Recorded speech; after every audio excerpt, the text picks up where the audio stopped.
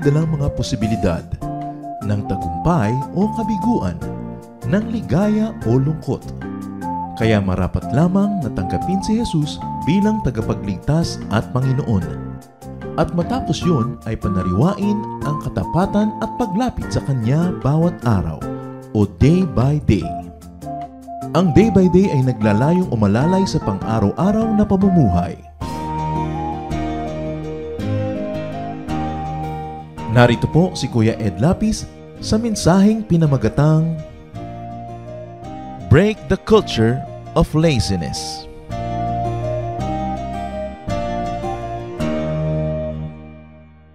Isa po sa mga bintang ng mga Kastila sa mga Pilipino ay mga tamad daw ang mga Pilipino. Siguro meron ding point. Bagamat sinasabi natin, kayo tamad din. Pero ang point, meron silang inabutan kasi na kultura dito na walang surplus economy. People were not as competitive as they were, kaya sinasabi nila, tamad daw yung mga Filipino. Bagamat yan ay questionable, ayaw nating tanggapin ang buong buo, pero at least there's a part of it that's true. Wala naman talagang surplus economy na inabutan dito yung mga Spaniards. People were producing only what they needed for the day or for the season, and there was no brisk exportation, except of course for natural products that you only gather from the environment. Pag tinignan natin yung history, most of the monuments that were made through the Spanish periods were made through Spanish initiation and through forced labor. Hindi rin kusa ng mga tao, pinilit din sila. Of course, alam naman natin, kailangan kasi ng mga Spaniards, yung mga fortresses, yung mga simbahan, and everything. But the point is, there is some truth, if not a great truth, to the fact na kulang talaga sa sipag ang maraming tao. Mababa ang pagtingin natin sa labor, lalong-lalo pa nga because of 300 plus years of Spanish colonization, na yung mga Espanyol hindi nagtatrabaho, yung mga Filipino maharlikas that they won to their side were also not working, at ang nagtatrabaho lang yung mga nasa lower levels of society. So we equated labor with indignity. Pag nagtatrabaho ka, wala kang dangal. Hindi ka kasi magaling, hindi ka mahusay o whatever. Kaya hanggang ngayon, mga Pilipino nahihiyang makita ang nagtatrabaho. Yung mga estudyante, pag inabutan ng kabarkada nila sa bahay nila nagtatrabaho, nahihiya. Parang ikinakahiya yung paggawa. The Americans, in spite of many negative things that we have against their rule in this country, they did a few nice things. One of that, of course, is the Americans tried to reinvest labor with dignity. Nahalataan nila na ano ba mga tao ayaw magtrabaho, parang kahihiyan na magtrabaho, kaya ginawa nila na policy ng mga educational systems na ang pagtatrabaho, manual labor especially, is part of the curriculum. Kaya nakita natin sa eskwelahan kasama yung mga home economics, mga agriculture, mga industrial arts, at kung ano-ano na pinauso nila para makita ng mga Pilipino na marangal na bagay ang magtrabaho. Nakita rin po ng mga Americans yung malaise. Nakita nila yung situation. Yung nakita ng mga Spaniards, mas nakita ng mga Amerikano kasi mas meron naman silang sigurong more progressive work ethic. Sa katunayan, kung ano man ang mga negative na pananaw ng mga Amerikano sa mga Pilipino, hindi dahil sa kanilang experiences with Filipinos, but because of their biases against Spain. Mababa ang pagtingin ng Amerika sa Espanya, kahit noon pa. Especially so in the last 200 years na nagka-crumble na yung Spanish Empire. So ang tingin ng mga Amerikano sa mga Kastila, mga probinsyano, mga tamad, mga backward. So yung kanilang pananaw na yon nalipat sa pananaw nila sa mga Pilipino dahil sabi nila, ito mga palaki ng mga Kastila. So ganun din sila. So naging attitude nila ngayon is to try to improve the image of dignified labor. So sa pananaw ng Kastila, sa pananaw ng Amerikano, sa pananaw din ng maraming Chinese Filipinos, whether they will say it publicly or not, ang tingin nila sa mga native Filipinos, mga tamad. May katotohanan yun. Kasi kita nyo naman ang work ethic ng mga Chinese Filipinos. Marami sa kanilang mga ninuno, several generations ago, pumunta lang dito na walang kadala-dala, baka nakasando lang. Pero napayaman nila ang kanilang mga sarili through hard work. At nalampasan nila yung kanilang mga Pilipino na dating may feeling pa yatang superiority sa kanila, na ay, magbobote ka lang, magtataho ka lang, nalampasan na. Kaya tayo ngayon ng mga empleyado nila. Hindi ho ba? Despatchadora ka ngayon ng restaurant niya, trabahador ka sa kanyang ganito, sa ganito. Dahil sila yung mga masisikay, mga masisipag, merong work ethic. What does the Bible say about laziness? Heavenly Father, we pray for a simple, short message that will bring home your point. Maunawaan namin kayo, maipamuhay namin ang iyong mga katuruan at makatulong kami sa pagpapaunlad ng aming mga sarili, ng aming mga komunidad, ng aming bayan. Lord, be the speaker today. We have gathered to hear you, not any human voice. So, Lord, we seek that you will speak. And in behalf of this church, oh Lord, we pray that you will bless not only the words, but also the application of such words in our lives. In the name of Jesus, we reject, rebuke, and drive away any presence of evil, any spirit of lies, any spirit of distortion of truth we reject by the power of Jesus. And we receive you, Holy Spirit. Minister unto us. Lead us. Let us glorify the name of our Father, O Spirit, through our work ethic. We praise and thank you. Speak with majesty and power. We seek you in Jesus' mighty name. Let's take a look at the culture of laziness in our country. Alam niyo po, ako siguro isa na siguro sa mga mga mababangis at mga rabid nationalists. But the point is, hindi naman kung nationalistic ka ay magbubulag-bulagan ka sa iyong mga kapintasan. At kailangan po nating siyasatin natin sarili. At nang sa ganon, makabuo tayo na isang bayan na maunlad. Bakit? Ano pong kinalaman ng church dito? Mahirap magpakabanal pag gutom ka. Mahirap magturo ng moralidad sa mga kumakalaman sikmura at walang maibili ng gamot. Part of godliness is prosperity. Because the Lord, I'm very sure, does not want His people to be poor. Hindi naman siya lumikha ng maraming pagkain para ipagkait sa maraming mga hindi makaka-afford. Hindi siya lumikha ng magagandang bagay para konting tao lang magkaroon. Ang lahat ng kabutihan at magagandang biyaya ay para sa lahat. Subalit na nakakalungkot, maraming hindi nakakaabot. Hindi nila na-afford ang maraming mabubuting bagay sa buhay. Bakit kaya? One of the reasons is laziness. If we'll take a look at the culture of laziness in our society, first of all, it has a historical dimension. It is the observation of most outsiders that went into our country. So siguro may punto yun. Dapat mong pakinggan ang sinasabi ng iba tungkol sa iyong sarili. And of course, our sometimes very unprogressive attitude towards labor could be aggravated by unfair and demotivating factors in this country. Dahil totoo na maraming mga tamad, pero totoo rin naman na ang daming ang sipag-sipag, wala rin naman mangyari sa buhay nila kahit ang sipag-sipag nila. So nawawalan na rin sila ng ganang maging masipag. Kahit ipaghampasan mo ang iyong katawan sa 4 na sulok ng planeta, trabaho ka day and night, mahirap ka pa rin. Kaya maraming nawawalan ng gana na magsikap. I'm not justifying that, but it is a fact. Another aspect of laziness in this country is cultural and temperamental. Siguro genetic. Generally speaking, ang mga brown people are gentle, more gentle than others. Brown people are not as aggressive as other people, therefore not as competitive. Hindi mahilig masyado sa kompetisyon. Isa sigurong dahilan dyan dahil there's a sense of contentment. Pagka nagpapakita sa mga typical Filipino, nakasakay sa kalabaw, gigita-gitara. Diba? Sasayaw-sayaw, titinitinikling sa lilim ng punong kawayan, nagpipipista, di po ba? Parang iyon ba ang ibig sabihin ng pagiging Pilipino? Hindi tayo mahilig makipag-compete. At kasama na rin doon, kaya hindi tuloy tayo umasenso masyado sa negosyo, sobrang malalambot ang puso. Pagkakilala ka mag-anak, may dagdag na agad, may ganito na agad, at ganito, ganon. Hindi business is business. Pati puhunan, napapasama sa ipinamimigay. Kaya bukas, sarado na ang tindahan. There's also another reason, which is geographical. Perhaps the absence of extreme climatic conditions, like winter, also allows the people to be more relaxed. Hindi katulad, kita nyo ang mga mauunlad na mga bayan, Japan, Amerika, Alemanya, Pransya, may mga winter. Hindi sila pwedeng magpa-relax-relax. Dahil dumadating ang panahon na tag-yelo. Wala talaga silang magagawa at mamamatay sila sa ginaw kundi sila magsisikhay, kundi sila magsisikap. So ang nangyayari, pati yung geography can dictate the work ethic of a people. However, makahalata naman tayo na napag-iiwanan tayo. Bakit naman yung Malaysia at Indonesia naiiwanan na yata tayo at Thailand? Mga brown people din yon. There must be something unique about us na nagiging dahilan din. So, there's also another reason, that's the prevalent attitude, especially among the many poor. Marami po sa aking mga kapwa mahirap, may mga attitude na talagang hindi talaga aasenso. Ito pansinin ninyo, masakit pansinin, sapagkat kuminsan ay totoo. Lalo totoo tungkol sa atin o sa mga mahal natin sa buhay. Pero tingnan nyo, maraming laborers. Gusto nilang kumita at ayaw magtrabaho. Hindi nyo ba napapansin? Magpagawa kayo ng bahay, magpa-repair kayo. Kahit anong ginagawa nyo, yung mga arawan na binabayaran, ayaw yatang gumawa, pero at the end of the day, bumabali. Gusto kompleto ang sweldo, ayaw kompleto magtrabaho. Huwag niyong bantayan ang mga gumagawa, mga karpentero, mga piyon, mga kung ano-ano. 3 taon bago kayo bumalik, isang tumpok na buhangin lang nagawa. Magpapinta kayo ng bahay, tumalikod kayo, pagbalik nyo, ang ipinambabras ng Cutex. Ayaw nilang matapos ang trabaho. Hindi lahat, ha? Pero maraming ganon. Marami po mga attitude among the poor, they remain poor because they don't do their best. Talikuran mo, wag mong bantayan, wala nang gagawin. Kung pwede kang kupitan, kukupitan ka. Kung pwede kang dayain sa oras, sa materyales, dadayain ka. Paano lalapit ang grasya?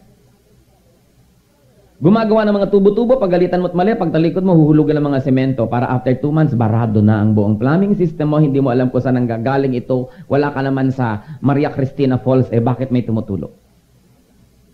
Subukan mo pagalitan, mamali-maliin ang mga koneksyon ng mga kuryente, after 2 months, magkakasunog, luto ka. Totoo, hindi mo ba? Konti lang yung mga diligent.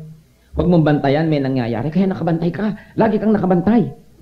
Kahit tuloy gusto mo silang igalang, mapipilitan kang huwag silang igalang. Kasi ayaw igalang ang sarili. Pag hindi mo binantayan, ang dami-daming ganyan. Mga manual laborers, mga semi-skilled or non-skilled workers, kailangang nakatutok ka ng nakatutok. O, sa mga wage earners, let's say mga factory workers, pagka hindi na nakaharap yung supervisor, bumabagal ang produksyon. Kaya dapat lagyan mo ng quota. At pag hindi niya namit, tanggalin mo bukas. Ang bilis. Subukan mong luwagan at hindi gagawa.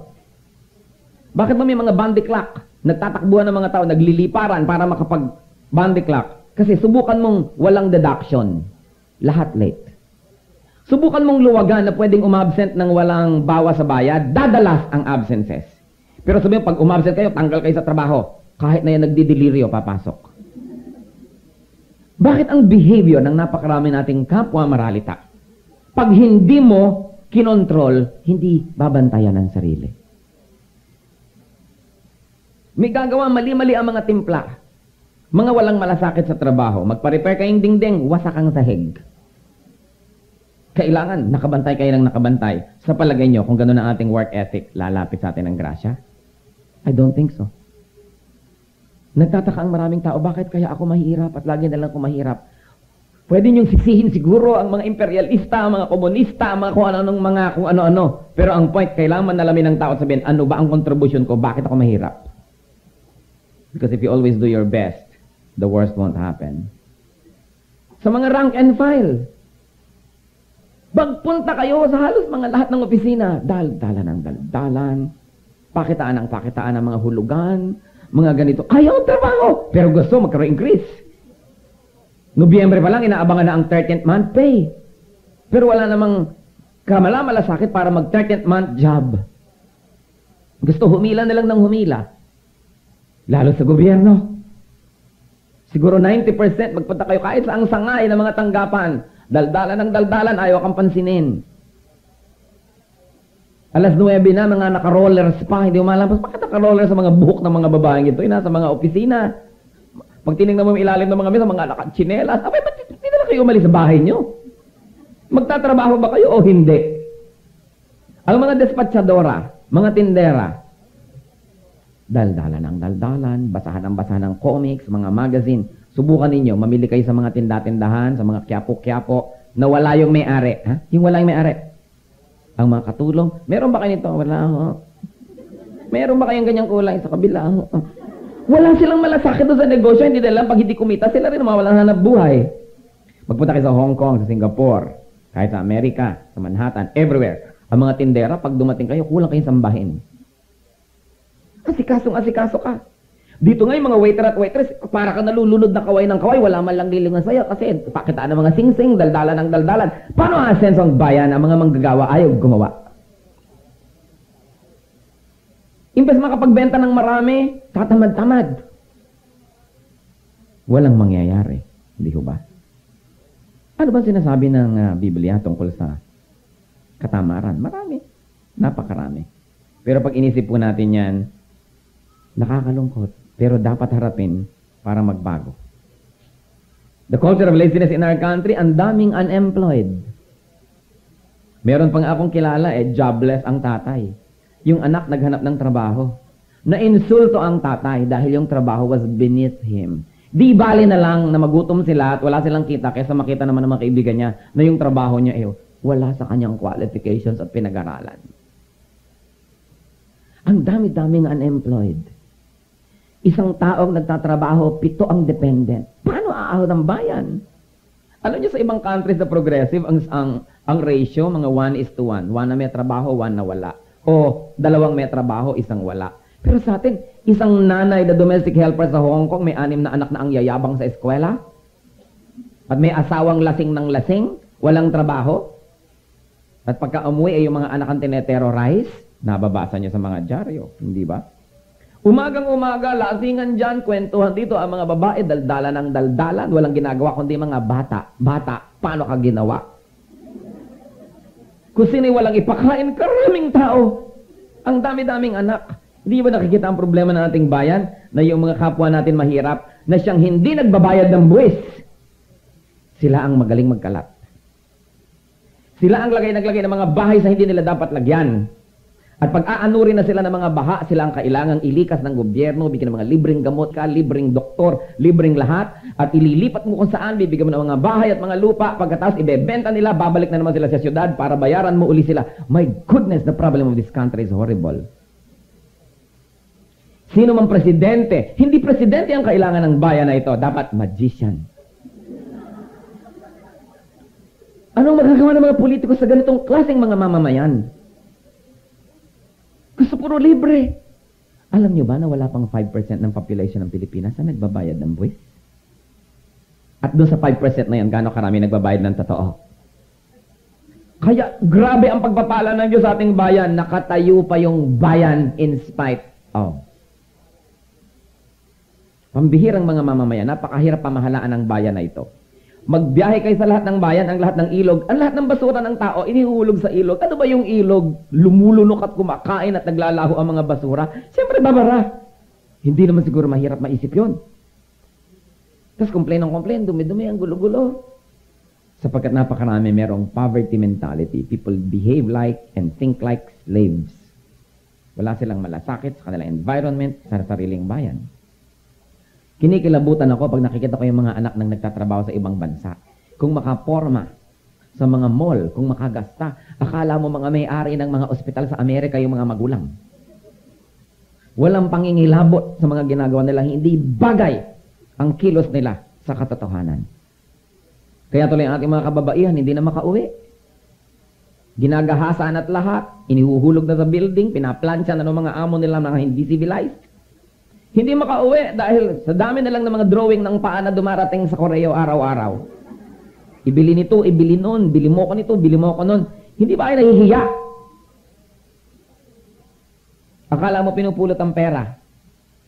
Paano ang asenso ang bayan? Ang dami-daming unemployed. Isang nagtatrabaho, pasan, 6, 5. Paano yun? Dahil napakaraming tamad.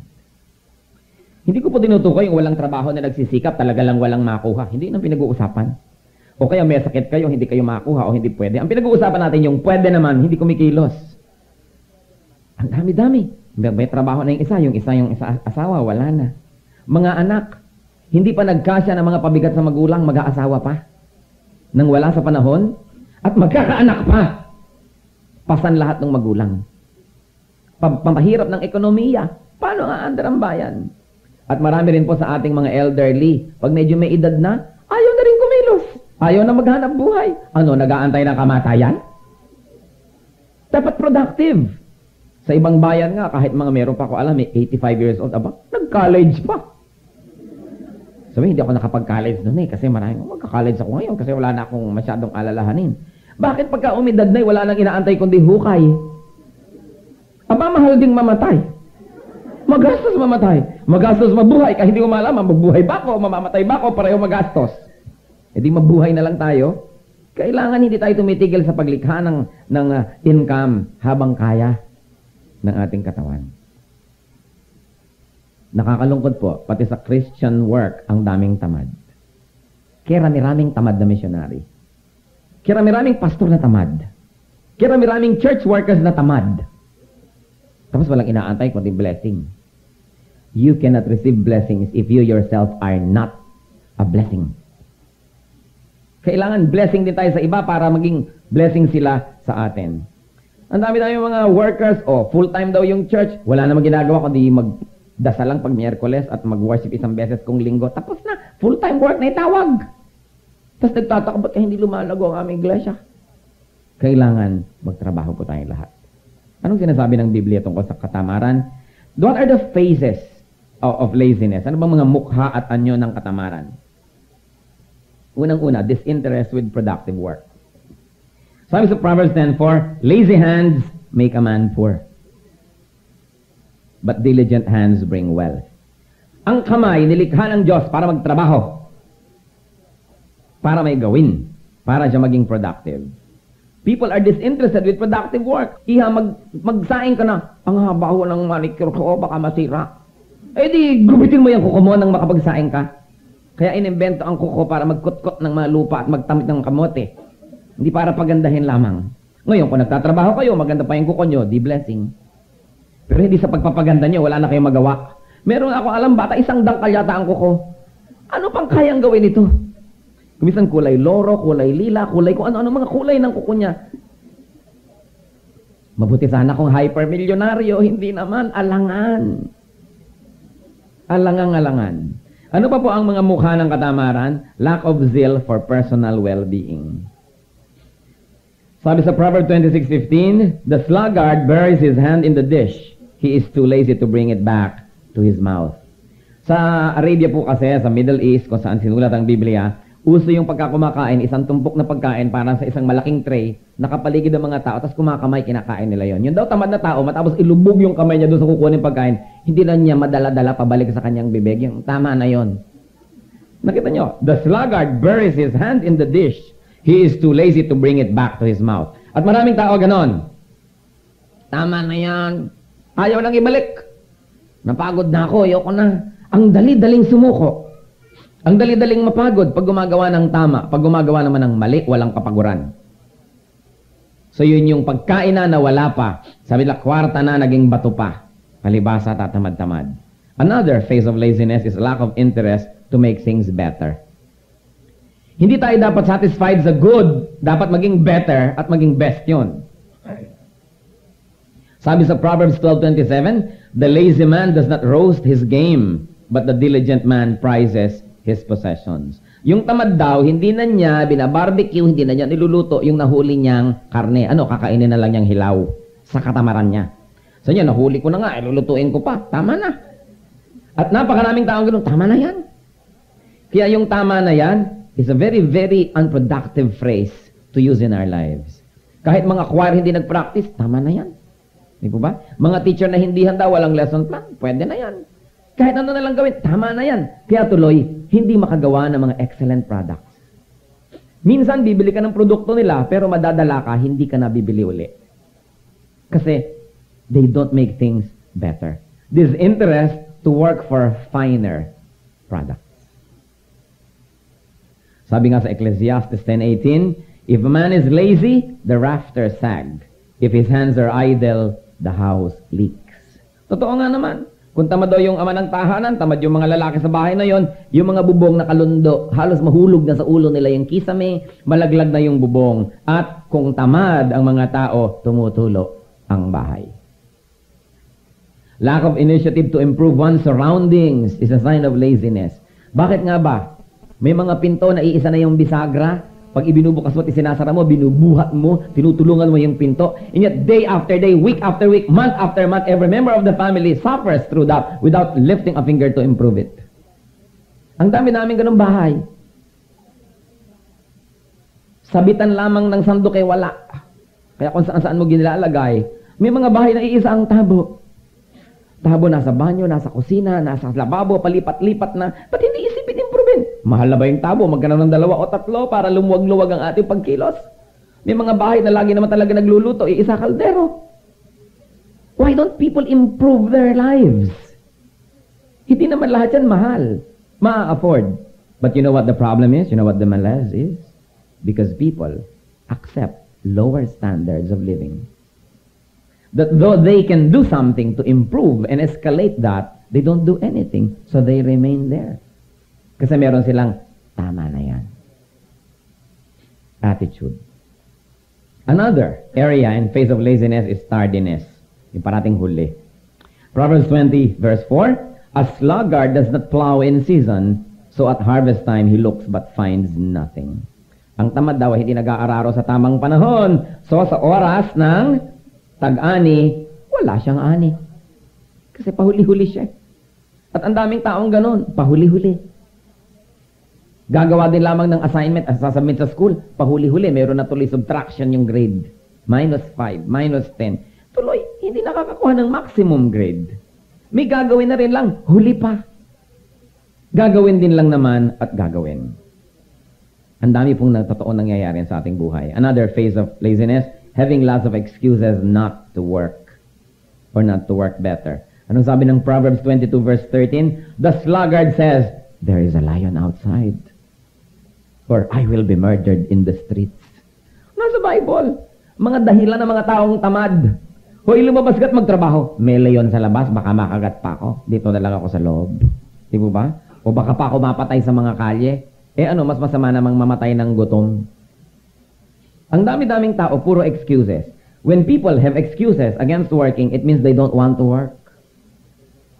Pag umuulan, ay ayoko umuulan. Pag tag-araw, ang init naman. Anong klima ang iimbentuhin ng Diyos para ka magtrabaho?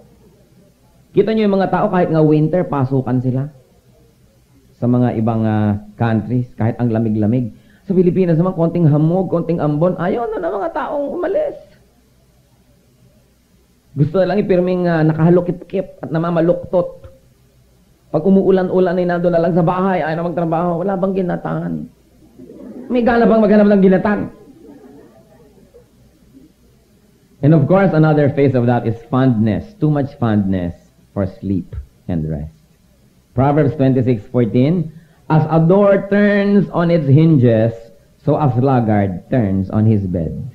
Kung paano daw yung pinto ay nagpapaikot-ikot sa kanyang bisagra, anong ibig sabihin? Ikot, ikot, ikot, ikot, pero wala naman nararating, nandun pa rin siya. Di ba? Ganon din daw yung tao nagpapaikot-ikot sa higaan. I visited the house of a friend of mine whose friendship with me goes back to college days.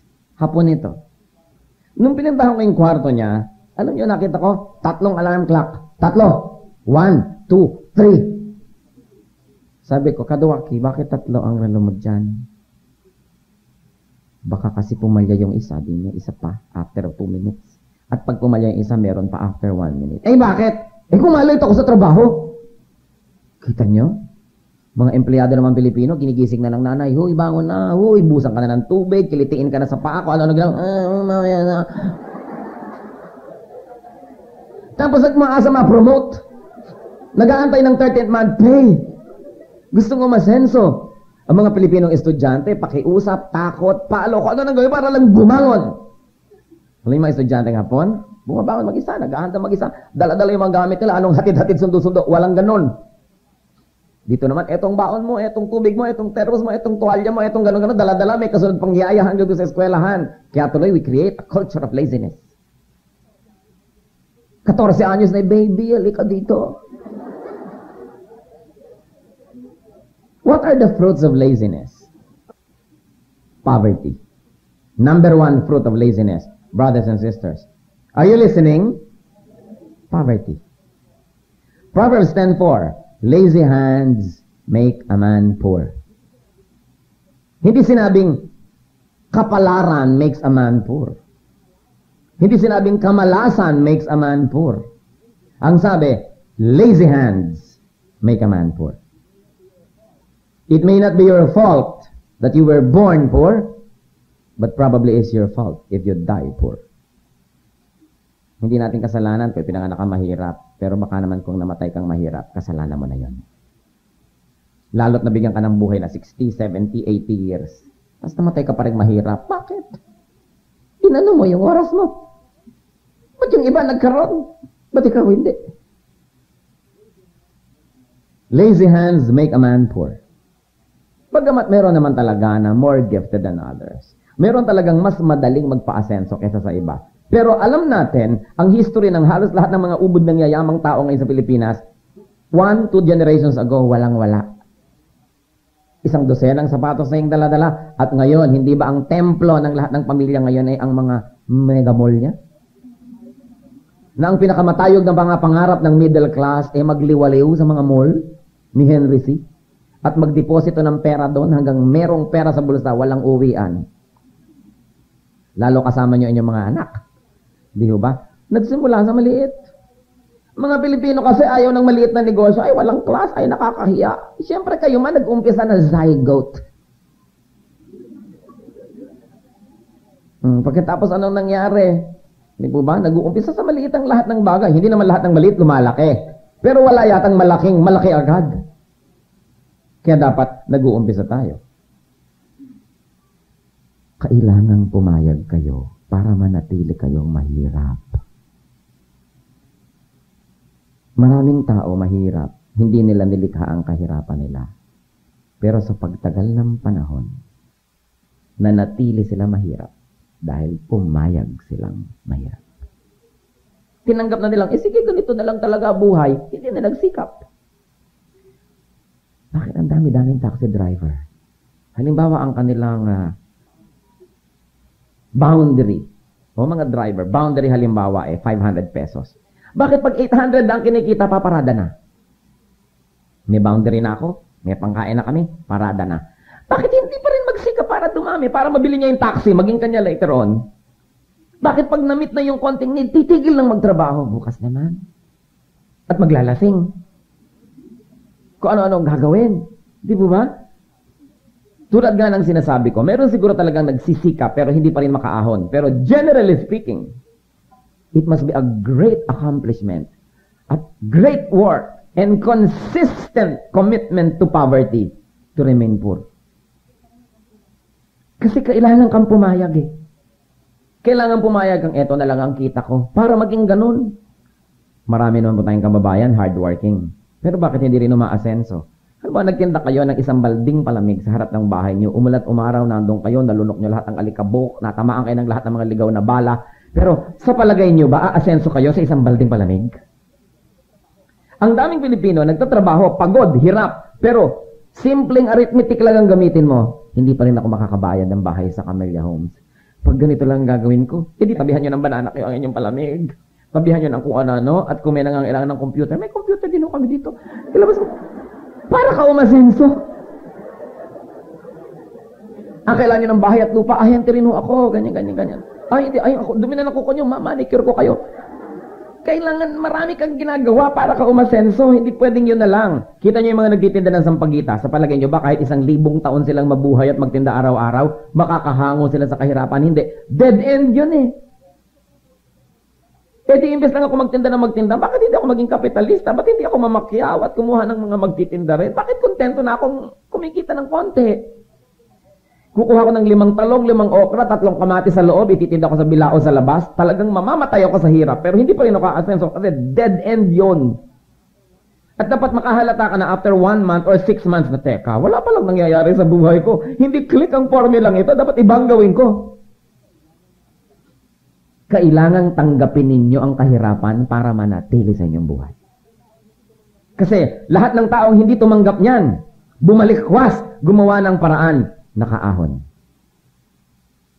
Kailangan. What is the fruit of laziness? Poverty. Do you think God wants you to be poor? I don't think so. Lumikha kaya ang Diyos ng napakaraming magagandang mga mangga para maglaway lang ang mga hindi maka-afford?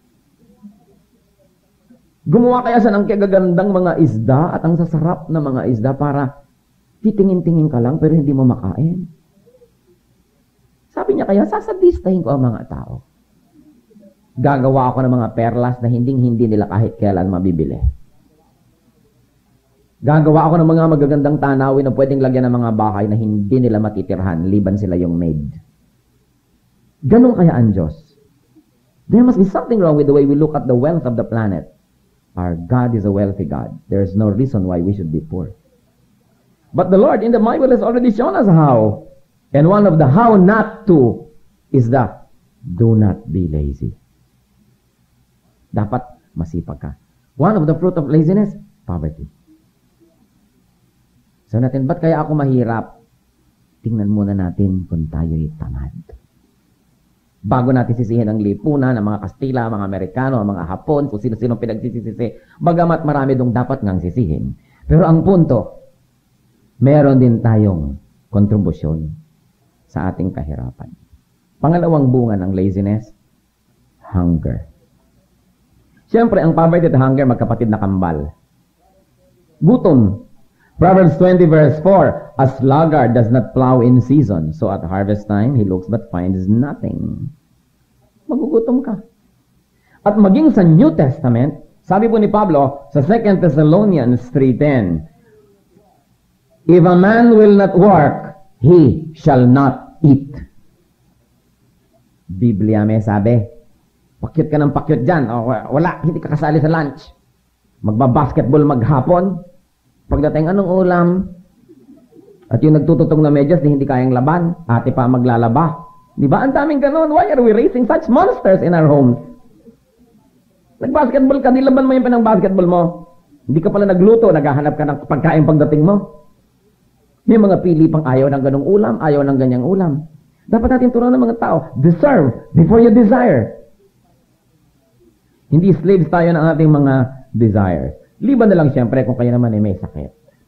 O talagang sinisika pero walang mangyari, di sige, pakanin na rin. Pero mga batugan, dapat magutom.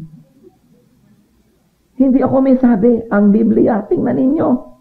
2 Thessalonians 3:10, if a man will not work, he shall not eat. Ganon ka-strict ang turo ng Biblia sa pagtatrabaho. What else is the fruit of laziness? Craving and desire that cannot be satisfied. Ang taong tamad, punong-puno ng paghahangad, pero hindi kailanman magkakaroon ng kasiyahan.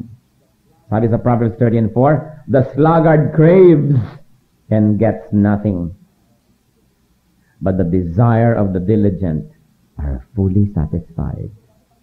Minsan ingit na ingit ka, huy babae, bakit ganggasan to lang ikaw mo? Pinagtrabahuhan ko naman to. Di po ba? Yung kasing mga wala, yan ang mga number 1 na naiinggit. Naiinggit dun sa mga nagtrabaho. Ang totoo nga niyan, marami tayong kapwa mahirap na para ang tingin nila, duty ng mayayaman na bigyan sila. Bakit naman kayo hingi ng ang yaman-yaman nyo naman eh? Bakit? Ikaw ba nagpayaman sa akin? Bakit gusto mo makiparte? Kasama ka ba nung nagpupuyat ako, nagsisikap? Hindi. Ngayong meron na gusto mong kaparte ka? Ang daming attitude ng mga ganun na tao na akala nila kung mayaman yung kapitbahay nila, dapat nagbibigay siya. May mayaman kang kapatid, may mayaman kang kamag-anak, parang tungkulin niya na magbigay. Marami naman siyang pera. Oo nga, pero ikaw ba nagbigay? Thou shall not covet. Diba sabi sa Bible? Huwag pinaghahangaran ang hindi sa'yo. Yung hindi bunga ng iyong mga pagod. Kaya yan daw po mga tamad, hindi nagtatrabaho, walang ginawa kundi magnasa. Mainggit, tumakam, pero hanggang doon na lang. Kaya sabi ng Proverbs 21 verse 25, the sluggard's craving will be the death of him because his hands refuse to work. And then another fruit of laziness, of course, is lack of finer things. Discomfort. Tulad ng binanggit natin kanina, if a man is lazy, the rafters sag. If his hands are idle, the house leaks. Kapag may mga tamad na mga namamahay, hindi komportable ang bahay. Nagtataka ka naman. Hindi naman fabuloso ang halaga ng magkaroon ng water closet o yung tangke sa banyo para makapag-flush. Yun naman kung may tubig sa inyong dito. Pero kontento na habang buhay, magbuhos ng banyo. Yung ilang buhos yun araw-araw, kung ilang taon, ilang buwan, ang dami nun. Bakit willing ka ma-discomfort? Napaka-uncomfortable. Ang dami-dami mga banyo, papasukan nyo, basa. Bakit hindi maglagay ng shower curtain at doon maligo sa likod ng kortina para hindi basa ang buong banyo? So, lagi nilang nagpuputik. Naglalanda sa mga putik, linis ka ng linis. Araw-araw na lang. Ba't yung tatanggapin na ganun? Pwede naman improvein yun. Mga ilaw na patay buhay. Mga kabayo, yung palansyahan, nagigiray-giray. Namamalansya, hindi walang kung namamangka ka ba o nag-i-skiing dahil habol-habol mo yung pag ganyan-ganyan ng palansyahan. Pero ilang buwan na, ilang taon na nagano, ba't hindi ayusin yan? Sabi, mga tamad, mga tao yan. Hindi nila ini-improve ang lifestyle nila, kaya ang hirap. Mga gate na kay bibigat, ba't hindi lagyan ng langis? Pag binubuksan mo, nagising na ang buong barangay. Konting langis lang naman para tumahimik yun eh. Pero hindi. Nakita niyo ibig sabihin? Tinatanggap niyo kasi na gano'n eh. Siyempre gate, maingay. Minsan nga eh, nagpuntahan yung mga kakilala ko sa isang probinsya. Hindi ko na sasabihin kung saan. Eh yung lalaking host, dahil may handaan, nililigaw-ligawan pa naman itong si Paraluman. Si Paraluman biglang naisipang magpunta ng banyo. Nasaan ang banyo niyo? Sabi ng lalaki, ay teka, uy, tingnan niyo nga yung banyo. Linisin niyo nga, baka marumi. Alam mo sabi ng nanay, ay may kubeta kang malinis. Oh my goodness. Ang definition niya, pag kubeta, marumi dapat. Dahil kubeta yun eh. So ibig sabihin, tinanggap mo na gano'n. Kaya ang dumi ng banyo mo. But there are houses. You go to their toilets and you can eat on the floor. And say, wow, these are good housekeepers. Hindi po ba? Pero yung papasok ka pa lang sa banyo, may halimaw kaya sa loob. Bakit ang dilim? Nakakatakot. Baka ako ay kainin itong bowl na ito. Hindi po ba? It says so much about the housekeeper. Tingnan mo, itaob mo yung tabo, kayurin mo ng kuko mo yung likod para kang kumakain ng mga aligi ng talangka. Eh, anong tawag ko sa mga mamamahay na yun? Hindi mo mga tamad. Alam niyo ba kung bakit yung masasamang espiritu na pinalayas ni Lord doon sa possess ay lumipat sa mga baboy? Alam niyo na siguro kung bakit. Gusto na masasamang espiritu yung mga baboy. Hindi lang yung hayop, kundi yung ganon mamuhay. Gusto nila na marumi. Gusto nila na marumi. So, hindi lang spiritual na kalinisan, dapat physical na kalinisan, meron tayo. Because our God is a God of cleanliness. Kung namahay kaya ang Panginoong Hesus sa palagay niyo ay ganon, yung mga bahay na bakit tatatlo ang hanger? Mahirap bang magpundar ng hanger o talaga lang hindi na iniisip? Hindi mo na maintindihan. If a man is lazy, the rafters sag. If his hands are idle, the house leaks. Alam niyo po, hindi excuse ang kahirapan. Kasi ang daming mura na gamit sa bahay. Mga tabo. Dapat meron ako napasok na bahay, maghihiwa ng sibuyas. Akala ko puputol ng troso. Napakalaki naman ng gulok mo. Yung pala yung bahay na yun, yung lang gulok, kaya laki-laki. Kaya kalamansi ang hinihiwa, kaya tinataga ang baboy o napuputol na mga troso sa bundok. Yun lang. Ba't di ka magpunta ng iba't ibang size ng kutsilyo? Mura naman yan eh. Para ka convenient. Hindi po ba? So marami tayong suffering, self-made. Pero nakaka-afford naman ng mga walang kwentang gastos. Pero ba't hindi convenientihin yung pamamahay? Ang dilim-dilim ng ilaw. Sumakit na ulo mo pag nag-aral ka. Kaya mga bata walang gana mag-aral. Yung pala ilaw lang ang dahilan. Meron naman na yung ilaw, yung paansaksakan ng plancha. Pag gumagalaw ang plancha, sayaw na sayaw ang ilaw. Hilong-hilo na ang lahat ng tao sa bahay. Ba't hindi gumawa ng ibang sakit? All of these things, actually, I can go on and on. What else is another fruit of laziness? Sabi sa Bible, deep sleep and ignorance. Proverbs 19:15, laziness brings deep sleep, and the shiftless man goes hungry. Hindi lang literal na tulog yun, kundi nawawalan ka na tuloy ng malay sa mabuti, sa tama, sa maganda. The true, the good, and the beautiful. Nawawala tuloy sa ating buhay. And finally, although there are many, but I like to bring home just one more point. The fruit of laziness is slavery.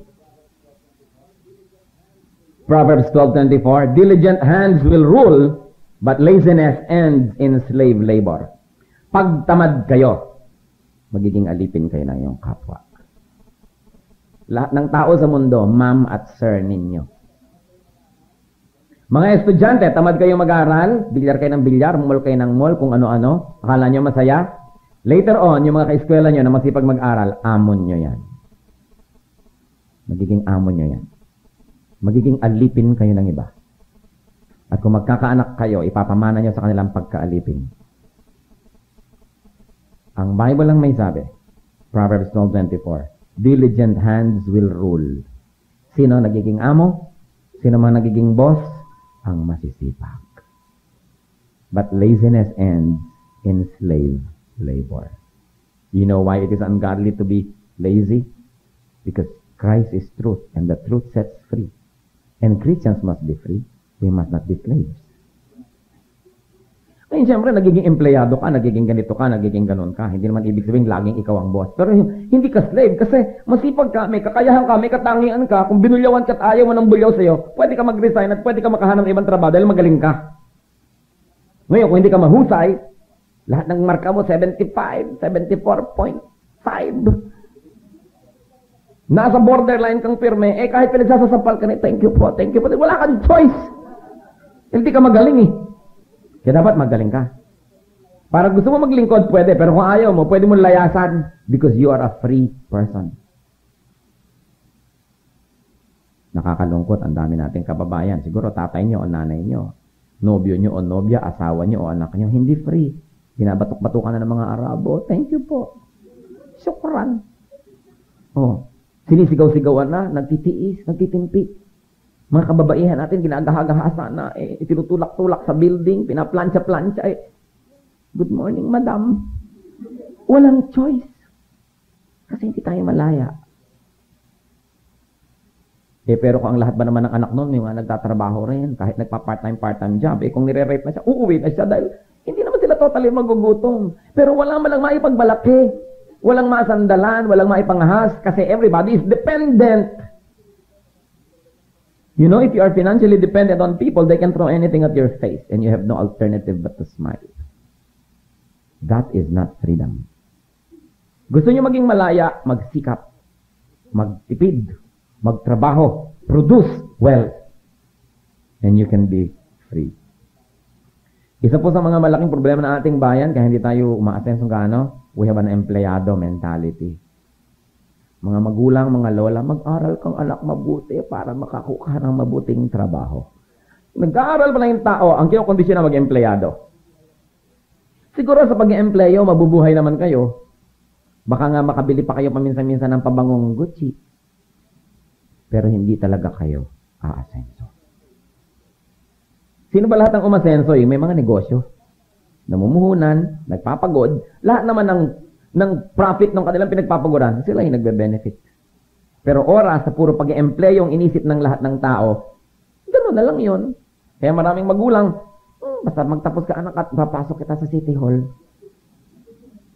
Sigurado ka na gobyerno yun, lagi ka susweldo. Oo nga, pero hanggang saan na lang yun? Hindi ko naman po minamaliit yung gano'n ng mga trabaho. Kasi kumisan, gano'n naman talaga yung calling natin o gano'n talaga yung kalibre. Pero hindi dapat lahat ng tao ang iniisip nila mag-employ. Kasi maraming larangan ng pagkakakitaan. Kaya kung minsan naiinsulto ka, ang dami-dami mong natapos. Tapos yung amo mo hindi natapos. Paano? Siya yung negosyante. Siya yung namumuhunan. So siya yung amo. Makikita po natin yun. What are the other teachings of the Bible against laziness? Sabi po sa Proverbs 6:6-7, go to the ant, you sluggard. Consider its ways and be wise. It is no commander, no overseer or ruler, yet it works. Kasi niyo, batugan! Tingnan mo yung langgam at kopyahin mo. Hoy, Miss Tamad! Tingnan mo yung langgam. Tularan siya. Walang amo, walang supervisor, pero nagtatrabaho. Maraming tao, pag wala ng amo, ayaw na magtrabaho.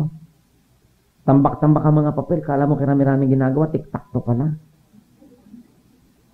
Ang gagaling pagka nasa telepono, pag dumadating ang amo, yes, we will deliver. Ano pong order nyo? Yung pala. Sabi ng customer, ano deliver mo? Nandito ang amo ko, no? Inuubos yung telephone hours ng kumpanya sa mga personal na mga ginagawa. Sa palagay nyo, hindi kayo babalikan nun. You may deceive people, but you cannot deceive God.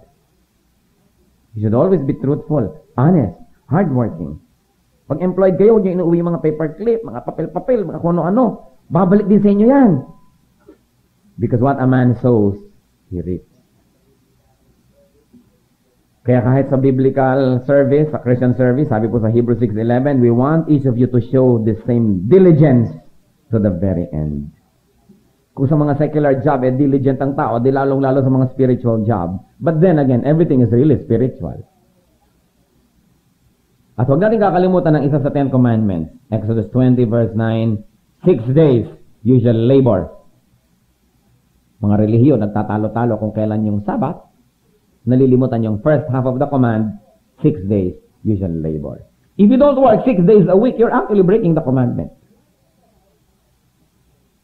Kailangan nagtatrabaho ang tao, basta kaya niya. Kahit sa bahay. Sabi, may bahay lang po ako na walang bahay. O kahit na kayo may bahay na walang bahay, magsikap kayo para magkaroon kayo ng bahay. Hindi yung wala na kayong inabangan, kundi yung asawa niyo umuwi. Kailangan umimbento ka na magagawa. Ang mga babaeng Haponesa na nag-aalaga ng mga bata sa bahay, tumatawag sa mga factory, although ewan ko kung posibleng mangyari yun, pero pwede naman mangyari sa ating bayan. O mag-a-assemble ako electric fan, dala niyo akong 3. Na-assemble niya. O pagkatapos, buo na, kukunin uli. Isang village, dadating yung electric fan company, lahat ng mga ginang doon, lalagyan na magagagawin, mamayang hapon, kukunin, kumita. Kita nyo naman ang ginagawa ng karamiraming ginang sa bahay na ito, mula umaga hanggang hapon, daldalan ng daldalan ng daldalan ng daldalan. Walang ginawa kundi mga bata-bata, bakit ka ginawa? O paano ka ginawa? Ang dami-daming mga anak! Kung sino naman yung walang ipakain sa karamiraming anak. Ba't ang dami niyong anak? Yan po ang aming kayamanan. Pagtitindahin ng sampagita, pagtitindahin ng ganito, kaya pala kayamanan. Kita nyo ang hirap pamahalaan ng ating bayan. Karamihan sa kapwa ko mahirap. Yan hindi nagbabayad ng buwis. Di ba? Big majority of our people, hindi nagbabayad ng buwis. Pero yan ang mahilig tumira sa hindi nila lupa. Lupa ng may lupa titiran. Pag pinaalis ng may-ari, yung may-ari pa magbabayad. Ano ba nakakita na ganito yung mga baligtad na mga paraan? Imbes ako ang bayaran mo ng arkila, bayaran pa kita para umalis ka sa lupa kung tiniran mo ng kay tagal-tagal. Nasa ng katarungan. Titirhan yung mga hindi dapat tirahan. Pag ngayon may bagyo, ililikas ng gobyerno. Yung konting pera ng gobyerno, gagamitin para ilikas, bigyan ng shelter, free medicine, free everything, mga free bigas, and free. Ito yung mga hindi nagbabayad ng buwis. Kaya ang hirap. Less than 5% of the Filipinos pay taxes. At doon sa 5% na yun, sino nagbabayad ng totoo? Kaya alam nyo, himala na lang ng Diyos kung ba't nakatayo pa ang ating bayan. Kung lahat ng Pilipinong dapat magbayad ng buwis, nagbabayad ng buwis. At yung mga walang trabaho ay magsisika para makabayad din ng buwis, can you imagine kung anong asenso ang mangyayari sa bayan na ito? Na sa kabila ng lahat, na ang liit-liit na bahagi ng lipunan ng nagbabayad ng buwis at malaki pa doon ng dadaya, nakatayo pa ang republika. Ano pang mangyayari kung talaga magiging tapat tayo at gagawin natin ang tama? Makakalikha tayo ng isang bayang masagana, isang bayang maganda. Mapapauwi na natin dito mga kababayan natin na inaalipin sa ibang bansa. Kailan matatapos yun? Pag nag-umpisa tayong gumising at magsikap. Is it part of godliness? Yes. How can I tell a child prostitute tumigil ka, iha, masama yan, magagalit ang Diyos kung hindi ko naman siya papakanin?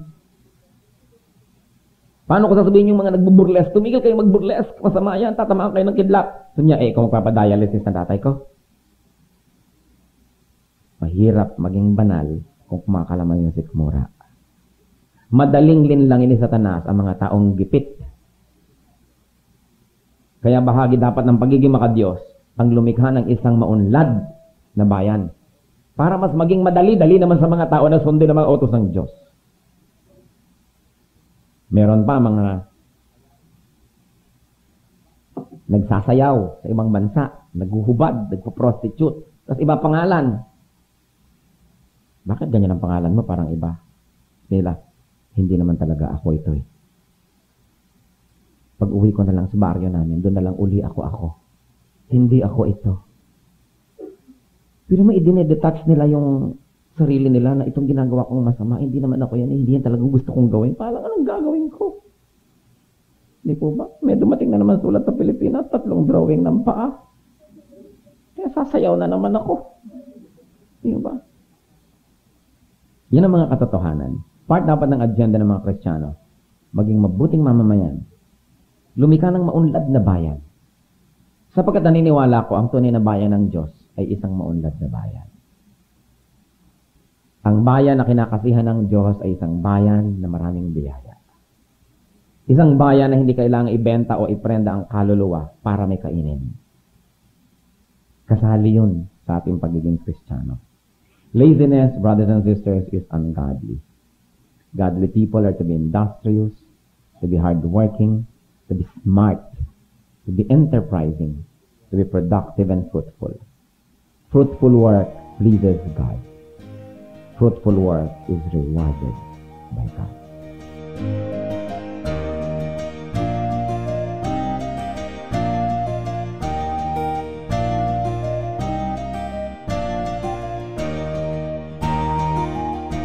Ang katatapos pong mensahe ni Kuya Ed Lapiz ay pinamagatang Break the Culture of Laziness.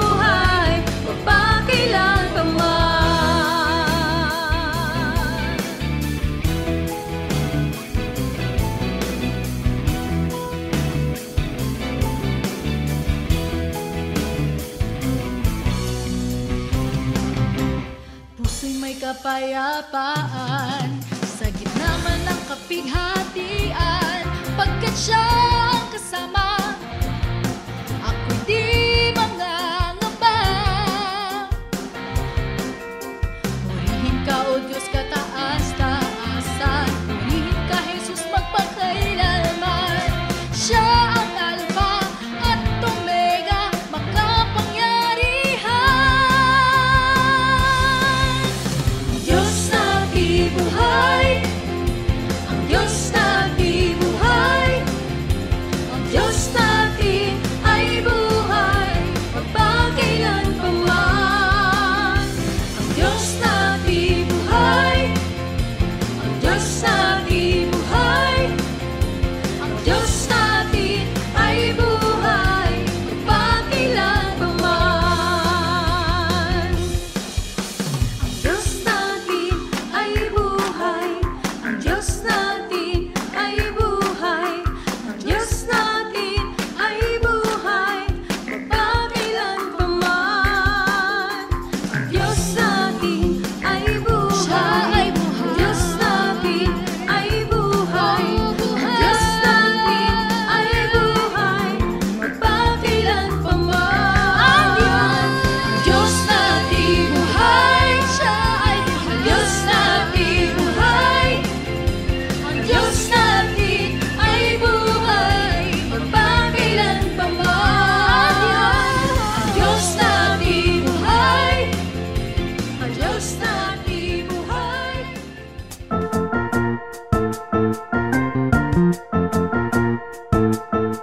Oras na po para pansamantalang magpaalam ang programang Day by Day.